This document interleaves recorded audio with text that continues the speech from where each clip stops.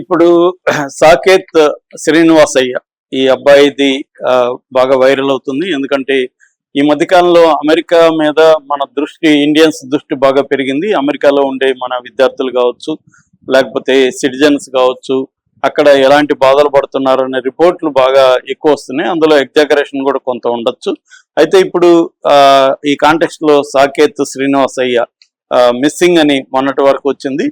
దాని తర్వాత అతని డెడ్ బాడీ కూడా దొరికింది. సో అతన్ని ఎవరైనా లేకపోతే అతనే దానికి దారి తీసిన కారణాలు ఏంటి, ఇప్పటి వరకు ఇన్వెస్టిగేషన్ లో ఎలాంటి విషయాలు బయటకు వచ్చాయి, వాళ్ళ పేరెంట్స్ ఏం చెప్తున్నారు, ఫ్రెండ్స్ ఏం చెప్తున్నారు, ఈ విషయాల గురించి మనం తెలుసుకుందాం. సో ఈ సాకేత్ శ్రీనివాసయ్య అనే అబ్బాయి 22 ఏళ్ళు, ఇతనిది బెంగళూరు. ఇతను ఐఐటి మద్రాసులో కెమికల్ ఇంజనీరింగ్ లో ఆయన గ్రాడ్యుయేట్ అయ్యాడు. దాని తర్వాత అమెరికాకి వెళ్ళాడు. అక్కడ యూనివర్సిటీ ఆఫ్ కాలిఫోర్నియా బెర్క్లీలో అతను పీజీ చేస్తున్నాడు. కెమికల్ అండ్ బయోమాలిక్యులర్ ఇంజనీరింగ్ చేస్తున్నాడు అతను.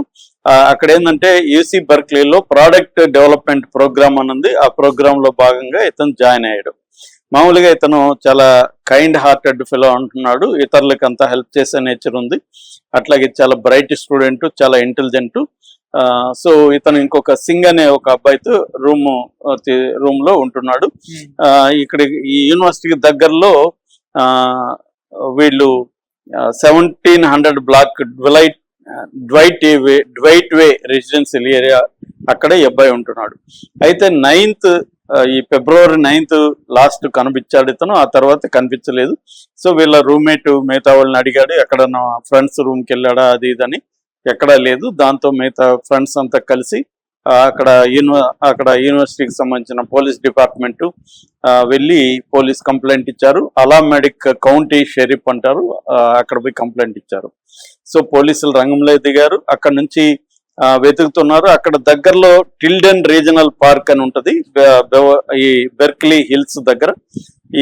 ఈ పార్క్ అంటే మన చిన్న పార్క్ కాదు, 2000 ఎకరాల ఒక అడవి అని చెప్పొచ్చు, వుడ్స్ అంటారు. దీన్ని టిల్డెన్ రీజనల్ పార్క్ అని పిలుస్తారు.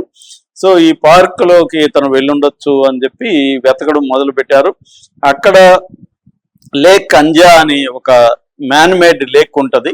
ఆ లేక్ దగ్గర ఇతని బ్యాగ్ దొరికింది, బ్యాక్ ప్యాక్. మామూలుగా ఇక్కడ స్టూడెంట్స్ కానీ లోకల్స్ కానీ కొంచెం దూరం నుంచి కూడా వచ్చి ట్రెక్కింగ్ అవి చేస్తుంటారు ఈ పార్క్ లో. ఇక్కడ కూడా సెక్యూరిటీ ఉంటది, దాన్ని ఏమంటారు బీట్ పోలీస్ ఉంటారు, ఇవన్నీ ఉంటాయి. కాకపోతే ఇది 2000 ఎకరాలు కాబట్టి మొత్తాన్ని కవర్ చేయడం అనేది జరగదు. సో ఈ లేక్ దగ్గర ఈ బ్యాగ్ దొరికింది. ఆ బ్యాగ్ లో అబ్బాయి పాస్పోర్టు, తర్వాత ల్యాప్టాప్, ఇవన్నీ కొన్ని వస్తువులు దొరికాయి పోలీసులకి, సెర్చ్ పార్టీకి. ఆ తర్వాత మళ్ళీ వెతకడం మొదలు పెట్టారు. వెతికి చివరికి లేక్ లోనే అతని డెడ్ బాడీ గడ్డగట్టుకుపోయింది. ఎందుకంటే బాగా -డిగ్రీలు ఉంటది కాబట్టి హైపోథెర్మియా అంటారు. హైపోథెర్మియా అంటే మొత్తం మంచుతో శరీరం అంతా ఇదైపోయి ఉంటది. అట్లా అయిపోయింది అనమాట. ఆ బాడీ అయితే దొరికింది. దాని తర్వాత ఇప్పుడు ఇంకా ఆటోప్సీ రిపోర్ట్ రాలేదు, టాక్సికాలజీ రిపోర్ట్ రాలేదు. ఇవన్నీ వస్తే గానీ cause of death, manner of death ఏంటనేది క్లారిటీ రాదు.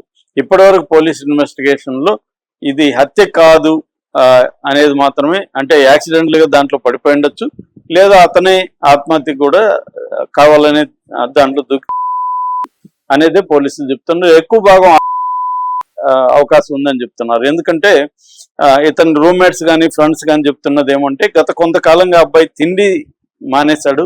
జస్ట్ చిప్స్, కొన్ని స్నాక్స్, కుకీస్, చిప్స్ ఇలాంటి దాంతోనే బతుకుతున్నాడు.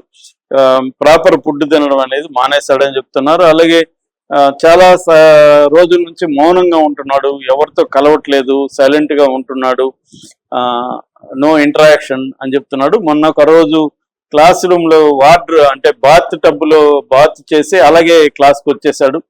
క్లాస్కి వచ్చి మేము అందరూ షాక్ అయ్యాము. దాంతో అతను I'm cold and I don't care what anyone things of me అని అరిచాడు.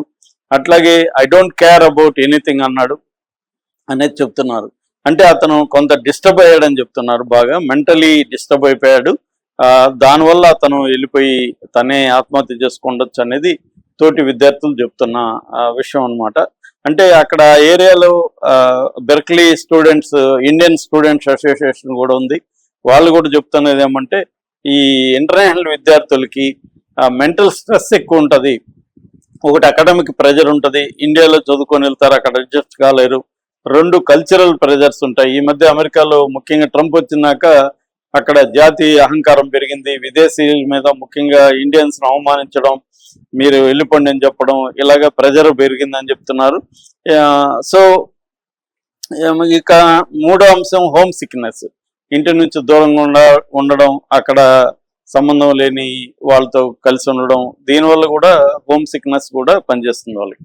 సో ఎంతో ఖర్చు పెట్టుకుని పోయి ఉంటారు కాబట్టి ఇష్టం ఉన్నా లేకపోయినా అక్కడే ఉండాలి, రాలేని పరిస్థితి. సో దీంట్లో నుంచి ఆ ప్రెజర్ బాగా వీళ్ళ మీద ఉండే అవకాశం ఉందని చెప్తున్నారు.